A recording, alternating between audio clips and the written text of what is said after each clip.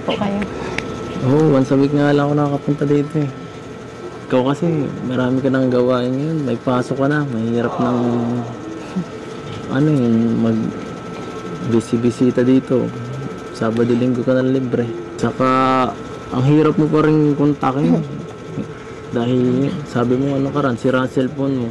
Si mama po, pwede mo takin. Si mama po. Nakakaya naman, no? Pag may ano po kayo, sasabihin. Paano ko makakapagsabi ng I love you doon kay mama mo? Hindi yung pwede, no? Baka akong magalitan, baka di na ako makabalik dito. Yung sasabihin na sinabi ko yun, eh. Bira po kayo. Miss kita.